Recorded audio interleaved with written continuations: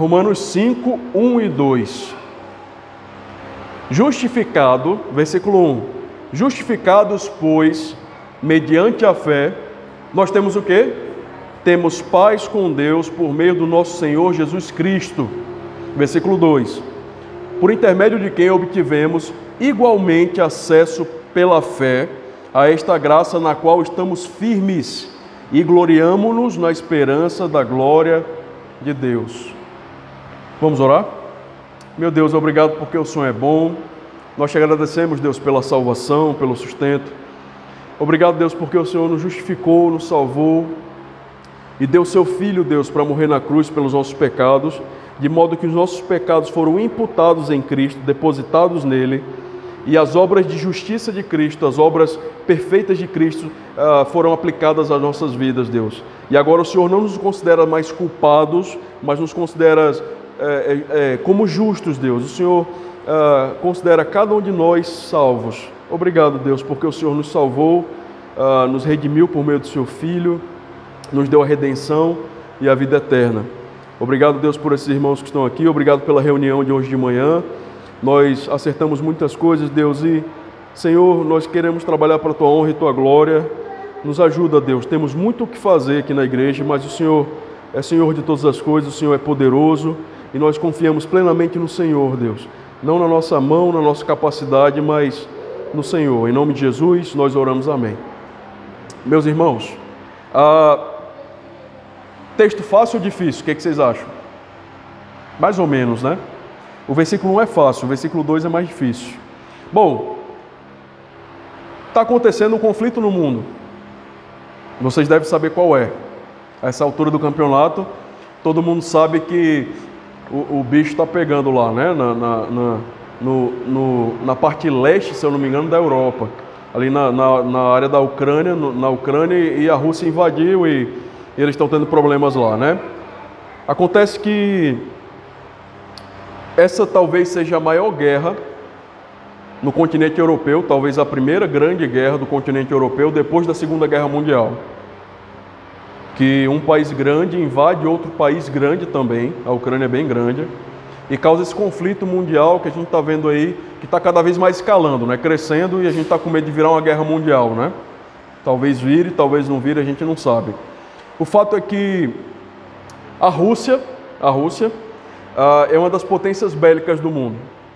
Tem um exército gigante, eles têm muito poderio bélico, muito armamento, muita bomba, muita arma, e um exército gigantesco. Se eu não me engano, são cerca de 900 mil homens, se eu não me engano. Ele só fica atrás dos Estados Unidos e da China, em termos de número de pessoas no exército. E não sei quantos mais mil reservistas na reserva esperando serem chamados. Então, é muita gente, é muita gente. Os ânimos estão aflorados naquela região. Os demais países estão aí vendo se entram ou não no conflito, estão decidindo. A maioria não quer se meter, né? E acontece que a guerra está lá, está acontecendo. E é uma guerra de narrativa. Os russos falam uma coisa, os ucranianos falam outra coisa, de modo que a gente fica às vezes sem saber quem está falando a verdade. E surge aquela frase muito famosa, que vocês já devem ter ouvido em algum lugar, escutado em algum lugar, que é: na guerra a primeira vítima é a verdade. Porque meio que não há verdades na guerra, porque cada lado inventa uma coisa. Quem conta um ponto aumenta um ponto, ou quem conta um conto aumenta um ponto, né?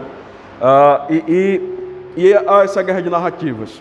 Então fica difícil para nós dizer quem está certo e quem está errado com total clareza, porque a gente não sabe o conhecimento, não tem o conhecimento total dos fatos daquele lugar, do que levou aquilo a acontecer, de quem está falando a verdade e o quanto está falando da verdade, a gente não sabe. A verdade é essa. A gente tem como opinar com base no que a gente vê nas notícias, né? Com base nisso. Bom, então essa guerra de narrativa, e há muitos crimes. Crimes de um lado, crime do outro lado, falsas acusações, mentiras. E para justificar a invasão da Ucrânia, a Rússia vem tecendo vários argumentos na narrativa, na tentativa de construir uma narrativa para justificar a invasão daquele país. Então eles vêm falando várias coisas, que eles têm bombas nucleares, que eles têm armas químicas, biológicas, e que os Estados Unidos está junto com eles. Então eles vêm falando várias coisas para justificar, e a gente não sabe até que ponto é verdade e é mentira, a gente não sabe.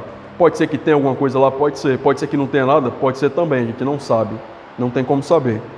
Bom, meu pai sempre me dizia, que certas coisas na vida nós explicamos, outras nós justificamos.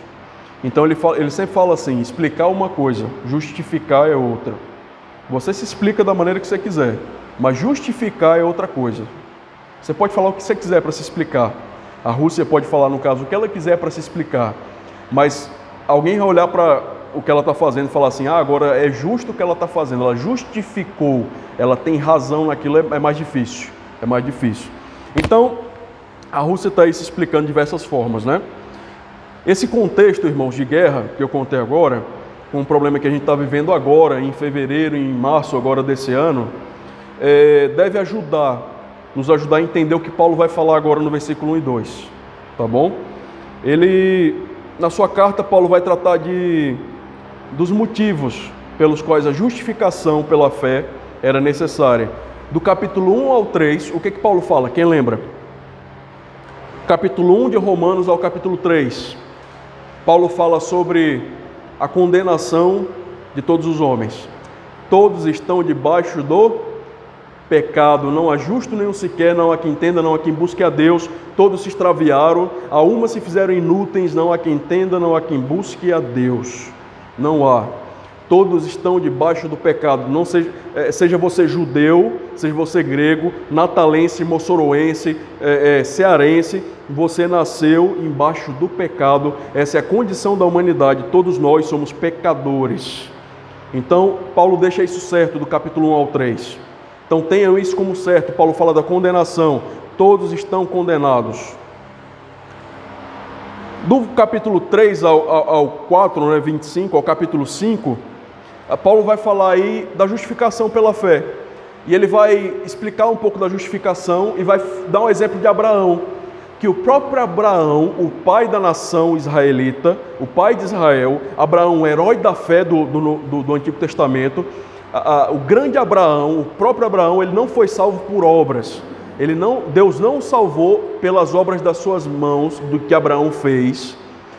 Deus não olhou para Abraão e falou, nossa Abraão, como você é bonitinho, como você é bonzinho, eu vou te salvar. Não, Abraão foi salvo, não pela circuncisão, não por ser o pai da nação de Israel, nada disso. Ele foi salvo pela fé.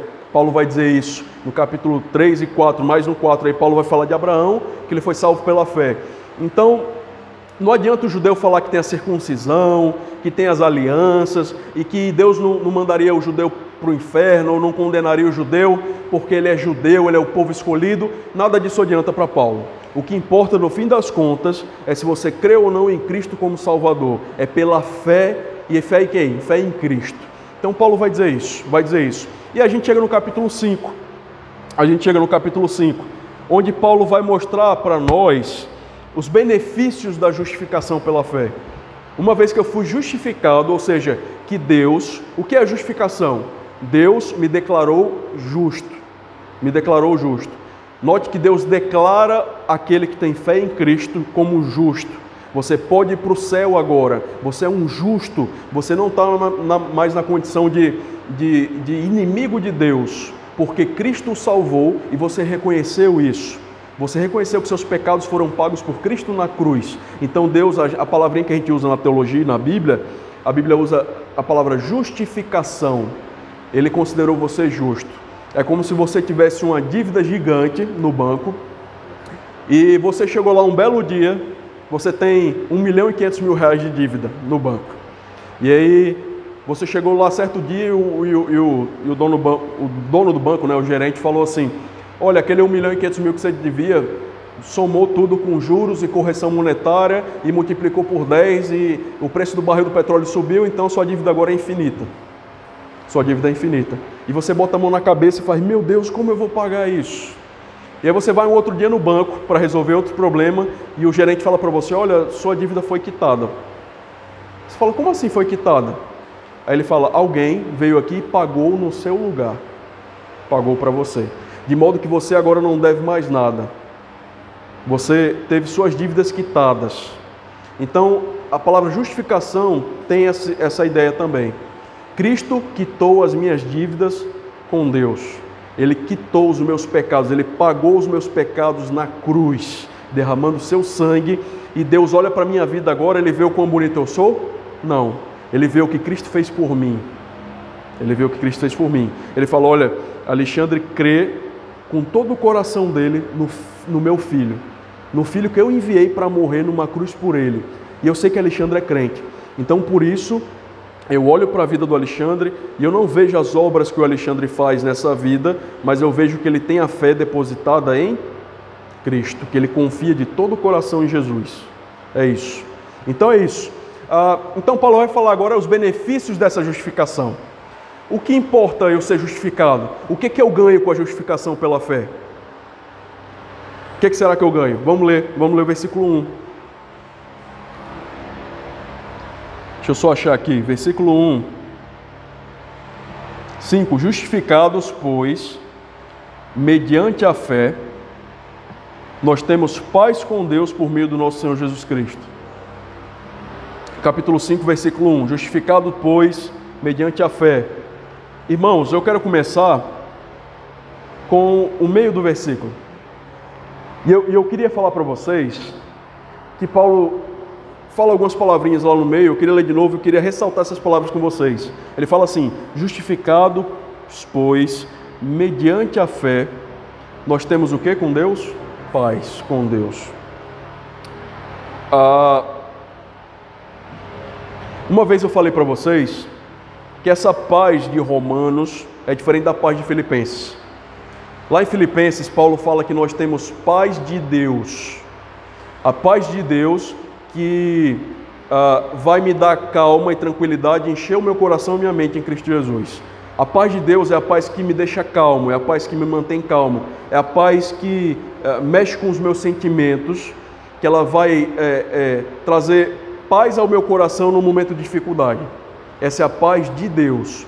Mas note que Paulo fala aqui em Romanos 5, que nós temos, quem é justificado, ou seja, quem é salvo por Cristo, tem paz com Deus. Isso muda tudo, isso muda tudo. A verdade é que, irmãos, o homem se encontra na condição de inimigo de Deus. Inimigo de Deus. Você e eu somos inimigos de Deus. Nós nascemos assim, como inimigos de Deus. Note que você não é inimigo de um colega da escola, não é inimigo de um professor, você não é inimigo de um amigo do trabalho, do seu patrão, seria infinitamente menor, mas você é inimigo do Criador do mundo, do Deus soberano que criou todas as coisas e é Senhor do universo. Então, o ímpio, ou seja, aquele que não creu, depositou sua vida em Cristo, que não creu em Cristo, ele se encontra nessa posição de inimigo de Deus. Vamos abrir lá em Romanos 1, abram lá suas Bíblias, Romanos 1. Versículo 18, já era para ter decorado, né, gente? Então, o que Paulo fala? 1,18. A ira de Deus se revela do céu contra toda a impiedade e perversão dos homens, que o quê? Que detém a verdade pela injustiça. Por quê? Porquanto que de Deus se pode conhecer, é manifesto entre eles, porque Deus se manifestou. Então, Paulo diz que a ira de Deus se revela do céu contra o homem. E homem aqui não é os homens da raça humana, não. É homem e mulher, tá bom? É a humanidade toda. Então você nasce nessa condição. Deus é irado contra o pecador e Ele tem ira contra o pecado. Por isso que Ele é irado contra o pecador. E você nasce nessa condição de inimigo de Deus. Por que eu falei da guerra da Ucrânia lá no começo? Irmãos, tem um ponto que nossa vida é diferente da guerra da Ucrânia. Um ponto. Com relação ao exemplo que eu dei sobre justificação. Na Ucrânia, duas nações quando guerreiam, elas entram em combate, provavelmente elas duas estão com problemas. Tem uma nação ofensora e uma ofendida. E elas se tornam inimigas e elas brigam. Para nós brigarmos aqui, eu tenho que desentender e você tem que se desentender comigo e a gente tem que partir para a briga. E quem sabe, se a gente for poderoso e rico, isso vira uma guerra. E é o caso que acontece com as nações. O orgulho, o pecado, acaba tomando o coração daqueles homens, a sede de poder, e eles entregam seus países às guerras. É isso. Só que no nosso caso, nós estamos em guerra contra Deus. E Deus não nos ofendeu, mas nós ofendemos a Deus. É diferente. Nós não somos a vítima na situação, nós somos os ofensores, não os ofendidos. Não foi Deus quem nos ofendeu, mas nós ofendemos a Deus. Esse é o ponto. Então você nasce em pecado. Davi fala que em pecado me concebeu a minha mãe. Pequei contra ti somente, fiz o que era mal perante os teus olhos. Salmo 51. Salmo 32 ele vai falar mais sobre o pecado. Paulo diz que a ira de Deus se revela do céu contra toda a impiedade e perversão dos homens, da raça humana. E ele fala aqui, versículo 28 do capítulo 1, e por haverem desprezado o conhecimento de Deus. Quem desprezou o conhecimento de Deus? Nós, os seres humanos, o homem, a humanidade. Desprezado o conhecimento de Deus, o próprio Deus os entregou uma disposição mental reprovada para praticarem coisas inconvenientes, cheio de toda injustiça, malícia, avareza, maldade, possuídos de inveja, homicídio, contenda, dolo, malignidade, sendo difamadores e caluniadores, aborrecidos de Deus, insolentes. Ele está descrevendo aqui a humanidade, meus amigos. A humanidade, eu e você estávamos nessas condições de inimigos de Deus. É por isso que quando Paulo fala de justificação pela fé no capítulo 5, ele fala que um dos benefícios da justificação pela fé é paz com Deus. Por quê? Porque eu não tinha paz com Deus antes da justificação. Antes de eu ser salvo por Deus, antes de eu ter Cristo na minha vida, de entregar a minha vida a Cristo e reconhecer que eu sou pecador e que Cristo pagou os meus pecados na cruz, antes disso, eu era inimigo de Deus e eu não tinha paz com Deus. Eu não tinha um relacionamento de paz com Deus. Eu era o ofensor de Deus. E eu fazia isso por livre e espontânea vontade, de forma gratuita. Nós ofendíamos a Deus e nós vivíamos em clima de guerra com Deus. Não por causa de Deus, mas por nossa causa. Então Paulo fala que um dos benefícios da justificação é que quando você é salvo, você agora, justificado, Deus considera você justo pela fé, você tem o quê? Paz. Paz com Deus. Irmãos, e olhem bem, não é o que o mundo procura? O que é que eles estão pedindo lá na guerra da Ucrânia? Que cessem o fogo e que haja paz. Não é isso que eles estão pedindo? Numa guerra, o que as pessoas querem? Paz, amor, bondade. A gente quer paz. E ninguém para pensar na situação com Deus. Eles estão em guerra lá, física, e é triste. A gente vê vítimas, crianças, mulheres, maternidade bombardeada, é triste, irmãos. Mas ninguém para pensar na sua situação com Deus. Você está em guerra não só contra um país, às vezes, não só contra uma dificuldade, mas você está em guerra contra o próprio Criador do universo, o soberano Deus. E isso é muito pior do que qualquer guerra que pode haver. Você está nessa condição deplorável de inimigo de Deus. Imagina Deus colocando de pé diante de você e você levantando a bandeira de inimigo de Deus. Essa é a condição da humanidade. É o que Paulo diz aqui do capítulo 1 ao 3. E é por isso que quando ele fala que nós somos justificados pela fé, nós nos encontramos agora aqui salvos em paz com Deus. O nosso relacionamento com Deus foi restaurado. O que prova que eu era afastado de Deus.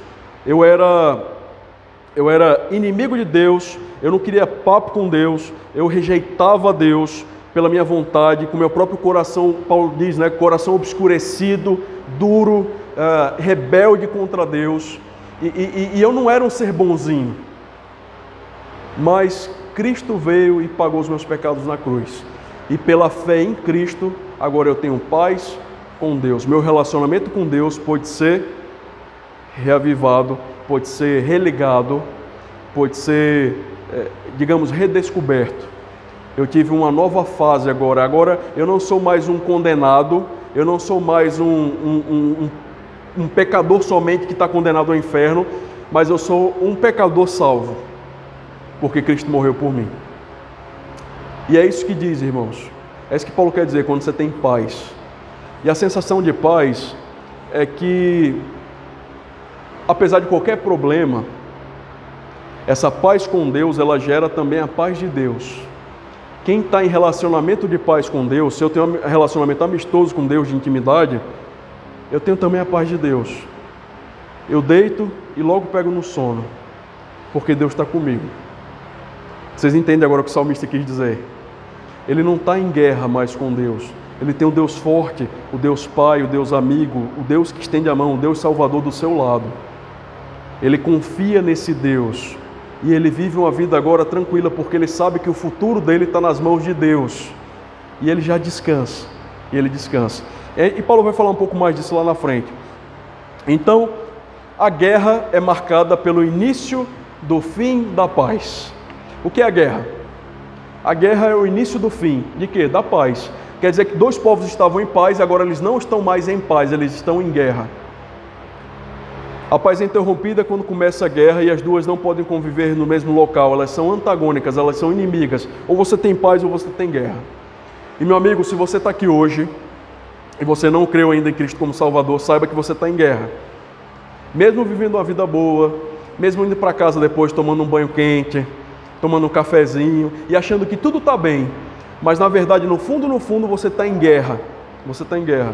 E você está travando a guerra maior e mais forte da sua vida. E contra um Deus que é soberano e soberanamente poderoso para fazer o que Ele quiser. Saiba que se você não creu em Cristo ainda, você não está tudo bem com você. Você não está bem. Você está em guerra. Você está como inimigo de Deus, você está no time contrário do time de Deus. Esse é o ponto. Então, você pode até se achar neutro. Você pode falar assim para mim: Alexandre, mas eu sou neutro nessa história, porque não fui eu de fato que ofendi a Deus. Assim, eu não acho que eu ofendi a Deus. Eu sou bom, eu tento ajudar as pessoas, eu tento ser justo, eu tento pagar as minhas contas em dia. A gente sempre escuta esse discurso das pessoas. Eu ajudo todo mundo na rua. Então Deus não me consideraria um inimigo. Por que Ele faria isso? Pelo simples fato de que você é um pecador. Irmãos, Deus é santo. Isso quer dizer que Deus é separado do pecado. E onde tem pecado, Deus não está lá. Deus não concorda. Então Deus é santo, santo, santo. Deus não coaduna, Ele não concorda com o pecado. Então, notem que se sua vida é uma vida de pecado, se você olha para a mulher do outro e cobiça e não se arrepende por isso, se você fala mal do seu irmão, do seu parente, se você fofoca, se você não controla a sua língua, se você é um mentiroso, se você engana as pessoas, você não precisa ser um assassino, um ladrão, você não precisa ser um traidor da sua esposa, literalmente. Basta você pecar no seu coração. Basta pecar no coração. E todos aqui nós fazemos isso.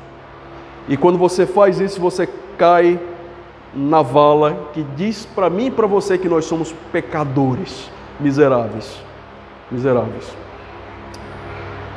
Lá depois a gente vai ver o texto aqui de Adão e Cristo, né? Na outra semana. E ele vai falar que pela ofensa de um homem reinou a morte. Você quer a prova que é pecador e que sua vida não é neutra, por exemplo? Você pode falar assim: não, mas eu sou neutro, Deus não vai me considerar injusto ou malvado, não. Deus não é meu inimigo. Quer uma prova que você é inimigo de Deus ainda? Você morre. Quando Adão pecou, entrou o pecado no mundo, a morte passou a todos os homens. A morte é uma prova que nós somos pecadores contra Deus. Então, você morre? Vai morrer um dia? Se a resposta for sim, quer dizer que você foi atingido pelo pecado. E só Deus pode restaurar a sua situação. Só Deus pode te justificar por meio de Cristo. Só Deus pode declarar você justo. Você não pode bater no peito no céu e falar assim, lá na porta do céu, né? Que não é Pedro que está lá. Mas você chega na porta do céu e fala assim, Senhor, eu fui bom. Eu fiz isso em teu nome. Lembra desse texto? Eu fiz curas, maravilhas. O que é que Cristo vai falar para essa pessoa? Nunca te conheci, apartai-vos de mim, malditos. Muita gente vai ouvir isso de Cristo. Muita gente vai ouvir isso. Notem que só quem pode restaurar a situação é Deus. Só Ele. Irmãos, e Paulo continua, né? Justificado, pois, mediante a fé, nós temos paz com Deus, por meio do nosso Senhor Jesus Cristo. Notem que a justificação não é por obras, mas é mediante a fé. É mediante a fé. Você tem que depositar a fé na promessa de Deus, do Salvador, do Messias que viria e salvaria o mundo, e esse Messias é Jesus Cristo, que morreu na cruz por nós. É mediante a fé. A salvação não é por obras para que ninguém se glorie, mas somos salvos pela graça por meio da fé. Isso não vem de nós, é dom de Deus, não de obras para que ninguém se glorie, como Paulo fala em Efésios. Então notem que a salvação é mediante a fé. O meio de salvação qual é? Pela fé. É pela fé. Tem que ter fé no Salvador Jesus. Tem que depositar seu coração diante dele. Tem que chegar em casa, dobrar o joelho e depositar sua vida. Falar, Cristo, eu entrego a minha vida ao Senhor. Eu entendo que o Senhor morreu por mim, que o Senhor pagou os meus pecados na cruz, eu me arrependo dos meus pecados, por favor, Deus, me salve, porque eu sou pecador, pecador somente, eu fiz o que era mal perante os teus olhos, e confesse a Deus, entregue sua vida, eu quero entregar minha vida ao Senhor. Fale isso para Deus, porque a salvação é mediante a fé. Deposite sua fé em Deus, e a fé aqui não é um processo cego. As pessoas falam que a fé é como dar um pulo no escuro, né? Um pulo no abismo, mas não é. A fé aqui é clara. A fé tem um alvo claro. Não é fé, não é ponto de vista positivista. Vai dar tudo certo. Sabe quando você encontra o seu amigo de trabalho? Você aperta a mão dele e fala, ei, como é que tá? Ele falou, rapaz, está difícil o trabalho. Aí você fala o que para ele? Aperta a mão dele e faz, homem, fica assim não, vai dar tudo certo. Se não deu certo ainda é porque ainda não chegou ao final. Quando chegar no final vai dar certo. A fé não é isso. A fé é fé no Evangelho. A nossa fé tem um alvo claro. É fé no Filho de Deus que deu sua vida por nós. É nisso que consiste a fé do crente. É nisso que nós temos que focar. Nosso coração tem que estar depositado nessas verdades. Isso é a fé. É mediante a fé nisso, no Evangelho puro e simples, que Cristo morreu por nós e ressuscitou ao terceiro dia, conforme as Escrituras. Isso é fé.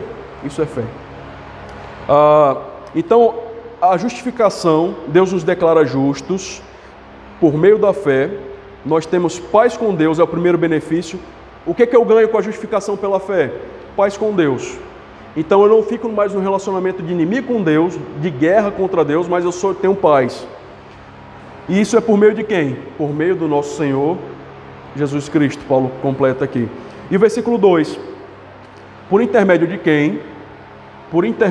quem obtivemos igualmente acesso pela fé a esta graça na qual estamos firmes e gloriamo-nos na esperança da glória de Deus. Qual o segundo benefício da justificação pela fé? O acesso a Deus. Versículo 2, por intermédio de quem Paulo está falando aqui? De Jesus, do nosso Salvador Jesus Cristo, por intermédio de quem obtivemos igualmente acesso pela fé a esta graça. Então, como é que você acessa a graça de Deus? Como é que pecadores se chegam até Deus? Como eu, sendo miserável, pecador, caído, morto nos meus delitos e pecados, podre, um morto, e a linguagem lá de Efésios é um morto mesmo, viu? É um defunto andando. São que as pessoas são aí fora. O melhor argumento para você dar para um jovem que quer namorar com uma descrente é isso. Você vai namorar uma pessoa que é morta espiritualmente, você vai acordar com um morto na sua cama, você vai beijar um morto no dia do sim do seu casamento, você vai casar com alguém morto espiritual. Se ela falar tudo bem, você fala, minha filha, tem alguma coisa errada com você. Porque qualquer pessoa em sã consciência não queria beijar um morto, né? Mas A ideia é essa, a humanidade caminha como zumbis, eles são mortos-vivos. Eles têm aparência de vivo, a aparência de que vivem, de que são alegres, que estão aí bem no mundo, vivendo suas festas, gastando seu dinheiro, tudo bem, tudo em paz, mas no fundo, espiritualmente eles são mortos. Essa é a linguagem de Efésios, mortos nos seus delitos e pecados. Então, Paulo vai falar aqui, por intermédio da fé, por intermédio de quem obtivemos igualmente acesso pela fé a esta graça.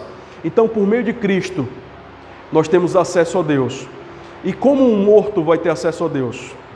Acabei de dar a resposta, né? É só por meio de Jesus. Só por meio de Jesus. A linguagem aqui que Paulo usa, irmãos, nesse texto, é de um rei. É como se Deus fosse o rei supremo do universo. E qualquer um pode entrar na presença do rei? Não. Você entra de qualquer forma na presença do rei? Negativo. Então, até mesmo Esther, né, no Novo Testamento, no Antigo Testamento, para entrar na presença do rei, ela teve que pedir permissão. Então, notem que você não entra de qualquer forma na presença do rei do universo. Você não tem acesso à sala do trono real da maneira que você quer. Não é porque você é bonzinho. Você não pode chegar lá na sala do trono e falar assim: eu quero falar com esse rei aí. Você não pode falar assim. E você não vai ter acesso a Deus assim. O acesso que você tem à graça de Deus é por meio de Cristo. Então, meu amigo, minha amiga, irmãos, se vocês estão aqui hoje e vocês não entenderam que para ter acesso a Deus vocês precisam de Cristo, não há outro meio, não há outra maneira. Só tem uma porta, só tem um caminho de ir a Deus, e é por meio de Cristo. Não há outro método. As pessoas buscam métodos aí, né? Tem religiões, eles tentam fazer meditação, aí fazem um certo tipo de yoga, aí mudam de religião para espiritismo, aí não convenceu ele muda para o budismo, porque ele está tentando chegar até Deus. Aí não convenceu, ele vai para o catolicismo, aí não achou legal também, ele vai para o umbandismo, ele vai se tornar um umbandista, né? Aí também não achou legal, e eu conheço pessoas, e a gente vê pessoas que ficam pulando de religião em religião, tentando encontrar o vazio, tentando preencher o vazio que tem no seu coração, porque é a falta de Deus, Deus botou no homem, no coração do homem, um vazio que, alguns vão dizer, né, um vazio que é do tamanho dele, e é por isso que às vezes o homem parece sem rumo, e a revelação geral serve para isso, para mostrar para o homem que há um Criador. A revelação geral, a natureza, as coisas criadas anunciam a obra das mãos de Deus. E o homem olha para isso tudo e rejeita. E prefere tacar bomba na cabeça dos outros, né? Do que reconhecer que há um Deus e que Ele não é ninguém. Então, esse caminho é por meio de Cristo. Por meio de Cristo. Versículo 2. Por intermédio de quem obtivemos igualmente acesso pela fé. Você só entra pela fé em Cristo. O acesso aqui, à sala do Rei, do Criador do Universo, você só vai ter essa paz com Deus se tiver acesso por meio de Cristo. A esta graça na qual estamos firmes. Essa palavra na qual estamos firmes quer dizer que ela não depende nem de mim, de você. Nós estamos firmes na graça que Deus deu. E a salvação é pela fé. E a salvação, uma vez salvo, uma vez justificado, Deus não desjustifica alguém. Deus não retira a justificação da vida de alguém. Se você creu em Cristo como Salvador, uma vez na sua vida, de todo o seu coração, você depositou sua fé nele, você creu que ele morreu pelos seus pecados, ressuscitou no terceiro dia, que ele é o Filho de Deus, que ele pagou seus pecados na cruz, você foi justificado e isso não tem volta. Não tem volta. Não tem volta. Você não perde a sua salvação. Por isso que Paulo fala que nós estamos firmes, né? Versículo 2. Esta graça na qual estamos firmes e nos gloriamos na esperança da glória de Deus. Então a gente está firme nessa graça, não por mérito meu e seu, nós não nos mantemos firmes, mas é Deus quem faz isso. A salvação é Ele quem dá, é Deus quem garante ao crente isso, tá bom? E a parte final do versículo, nos gloriamos na esperança da glória de Deus. Paulo aqui vai apontar para o fim. O que é a esperança da glória? Isso, exatamente, o retorno de Cristo. Abraão, Paulo fala no capítulo 4, que ele creu, esperou contra a esperança. Apesar de tudo parecer que vai dar errado, apesar das promessas pareciam naquela época que não seriam cumpridas, a promessa de Isaac parecia que nunca chegava, mas ele esperou contra a esperança. E o que é a nossa fé, irmãos, se não esperar contra a esperança? Nós cremos em alguém que nós nunca vimos com nossos olhos. Nós cremos num Cristo, num homem que morreu há 2000 e tantos anos atrás. Numa cruz nós dizemos que Ele é o nosso Salvador. Nós dizemos que Ele é o nosso Salvador. A nossa esperança está depositada nele. Então é isso que Paulo fala no versículo 2. Nós nos gloriamos em quem? Nós mesmos? Não. Nos gloriamos na igreja? Não. Nós nos gloriamos na esperança da glória de Deus. Nós olhamos, o crente é aquele que olha para o futuro e fala assim: eu fui justificado, eu já fui justificado no passado, Deus me justificou pela fé em Cristo, e agora, no presente, o que eu faço?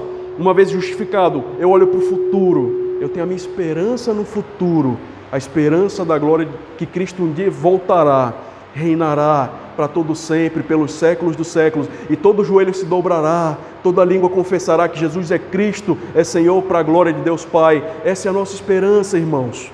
A nossa esperança não está nesse mundo.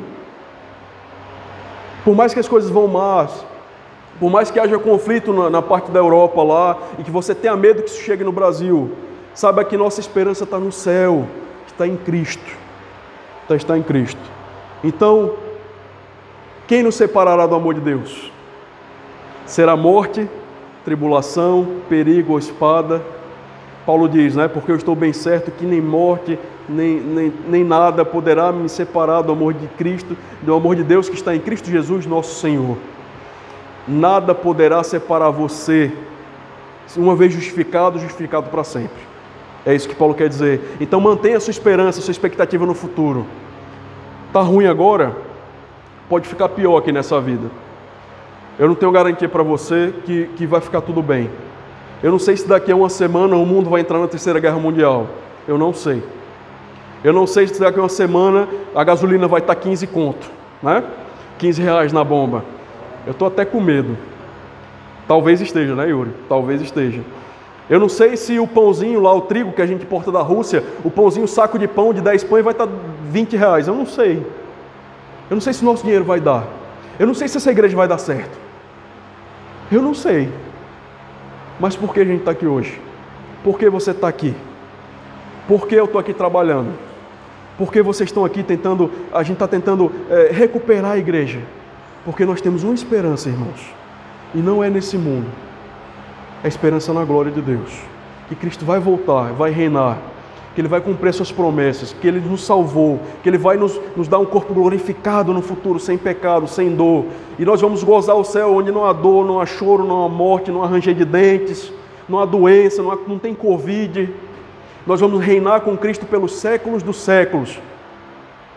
É isso aí, é a nossa esperança. É a nossa esperança. Bom, aplicações. Eu nem precisava fazer aplicação, né? Já teve um monte de lição para a gente já. Mas notem que Paulo vai falar aqui, justificados, pois, as lições finais, né? Que a gente gosta de falar. Aplicação nada mais é do que uma lição final para nós.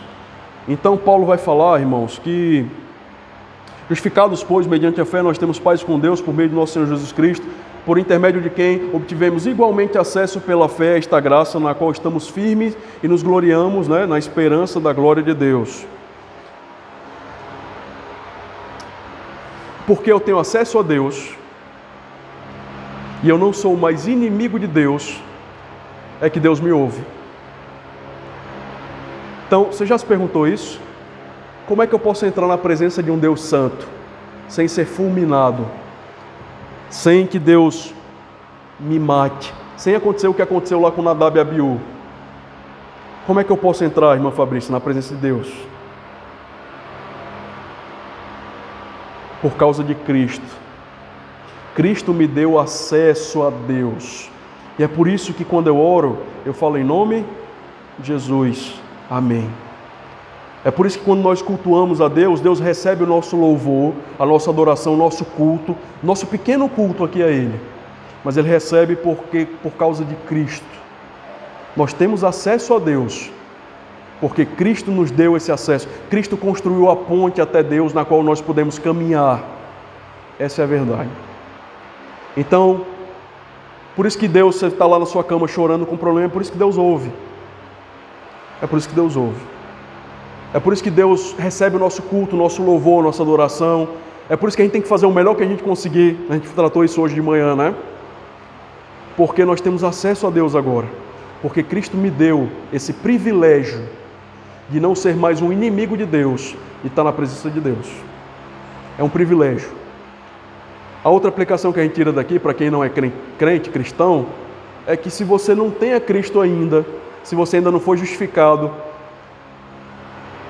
tenho más notícias para você. Sinto lhe informar, mas Deus não escuta você. Você não tem acesso a Deus, porque o acesso é por meio de Cristo. De Cristo. Se você não entregar a sua vida a Cristo, não se arrepender dos seus pecados e reconhecer que Cristo é o seu Salvador, que Ele pagou seus pecados na cruz, Ele quitou a sua dívida com Deus. Na teologia a gente vai falar que Cristo aplacou a ira de Deus. Ele satisfez. Só Cristo satisfez justiça divinal, por mim cumpriu a lei, cobriu todo o meu mal. Cristo fez isso. Se você não entender isso e não guardar com todo o seu coração, com toda a sua fé, depositar toda a sua fé em Cristo, de verdade, e mudar de vida, você não tem acesso a Deus. Não tem. Não tem. Não adianta chorar, não adianta espernear, não adianta. Não adianta. Nós cristãos, nós temos acesso a Deus. Os ímpios não têm. Você tem acesso ao Rei Soberano do Universo. Você é um peregrino e você é um representante do céu. Eu acho que é Spurgeon que falava para os pregadores, né, para os pastores: não queiram ser outra coisa na vida de vocês. Vocês têm o melhor emprego do mundo, por assim dizer. Vocês são representantes, vocês são diplomatas do próprio Deus aqui na terra. Vocês servem ao próprio Deus. Deus é o seu chefe, vocês são funcionários do próprio Deus. Então por que você querer outra coisa na sua vida? Então isso serve para nós crentes. Serve para nós crentes. E para o descrente, saiba que você não vai ter acesso a Deus se não for por meio de Cristo. A outra aplicação, para o final: nós estamos firmes na graça de Deus. Isto não é nós que asseguramos, é Deus que nos garante. Eu já falei isso, né? No passado, no meio da pregação, eu falei que a garantia da salvação, da justificação, é Deus quem dá. Portanto, você não perde salvação. Não perde.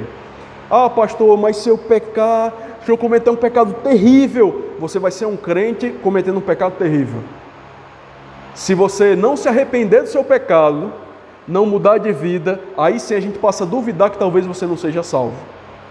Mas se você cometeu um pecado terrível e se arrependeu e mudou e não fez mais, provavelmente você era um salvo, provavelmente. Porque Deus incomoda o coração do salvo. E você confessa o seu pecado a Deus, se arrepende, muda de vida, muda de vida. Então é isso, nós estamos firmes na graça, não por nossas obras, mas porque Deus nos garante a salvação. Terceira aplicação e final, e aqui é óbvio, né? A aplicação óbvia. Como é que eu tenho as bênçãos provindas da justificação? Como eu tenho acesso aos benefícios da justificação? Você pode estar aqui hoje e se perguntar isso. Eu acabei de falar de alguns benefícios. O crente tem, quem é justificado, tem acesso ao céu, acesso a Deus, no caso, né?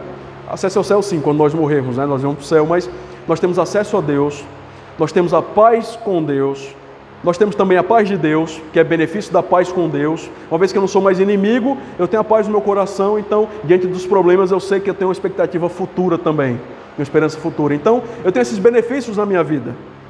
E aí, como eu recebo disso? Como eu recebo isso? Chave final do sermão aqui, para vocês lembrarem, é por meio de Cristo. Por meio de Cristo. Nenhum desses benefícios da sua vida vai acontecer na sua vida se não for por meio de Cristo. Nenhum deles. Engraçado, irmãos, que as pessoas procuram benefícios o tempo todo. O tempo todo.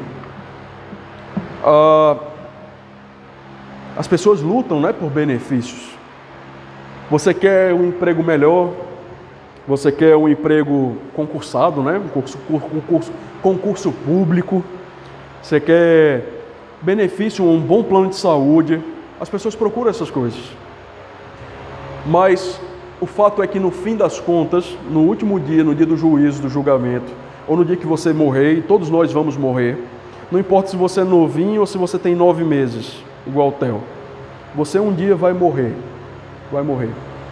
E aí, esses benefícios que você tinha na terra não vão contar. O que vão contar, talvez, é o benefício decorrente da justificação. Talvez não, vai contar isso. Se você é justificado ou não por Deus, se você foi salvo ou não. Isso que vai contar. E você só tem acesso a esses benefícios da justificação, a paz com Deus, se você for salvo em Cristo. Não tem outra solução, não tem. Então é isso, irmãos. Vamos orar? Vamos orar? Meu Deus, obrigado porque o Senhor é bom. Nós te louvamos, Deus, pela salvação. Obrigado porque o Senhor nos salvou e nos amou a tal ponto de dar o seu Filho, Deus. Meu Deus, perdoa, Senhor, os nossos pecados, nos ajuda a viver conforme a Tua palavra. Senhor, nós somos pecadores. Deus, se não fosse o Senhor nas nossas vidas, nós só pecaríamos contra Ti. Nós só cometeríamos pecados. Deus, nos ajuda, Deus, a viver uma vida santa, reta, justa. Perdoa nossas falhas, nossos erros. Como crentes, Deus, nós pedimos que o Senhor nos ajude a viver uma vida cheia do Espírito Santo, conforme a Tua palavra. Deus, ajude os meus irmãos a trabalharem na Tua obra, a trabalharem na igreja, a levar a sério, Deus, a Tua palavra, estudarem com afinco, depositarem a sua fé e a sua esperança no futuro que o Senhor nos promete, Deus. O Senhor nos promete e com certeza dará. Deus, eu te peço também por acaso alguém que vai ouvir esse sermão, ou alguém que está aqui hoje que não tenha Cristo, Deus, que o Senhor abra os seus olhos, abra o seu coração, o Senhor mude a sua vida, que essa pessoa possa enxergar, Deus, que sem Cristo ela não tem saída, sem Cristo não há o que fazer, sem Cristo todos nós estamos condenados. Nós não temos justificação, nós não temos paz com Deus, nós estamos na verdade em guerra com o Senhor. Sem Cristo nós nos encontramos nessa condição. Senhor, abençoa essas pessoas para que elas entendam que pode haver fome nessa vida, pode haver guerra, tribulação, doenças, mas nada vai ser pior do que ser condenado no último dia. Nada será pior que isso. Deus, abra os seus olhos, o seu coração para entender as verdades do Evangelho. Nos ajuda a pregar o Evangelho aqui nesse lugar. E que essa igreja cresça não para a glória minha ou de ninguém aqui, Deus, mas para a Tua glória. Cresça em graça, em número, em conhecimento, que nós sejamos uma igreja que alcança outras pessoas. É o que nós pedimos, Deus, em nome de Jesus, amém. Amém. Meus irmãos, estamos despedidos. Obrigado, boa noite.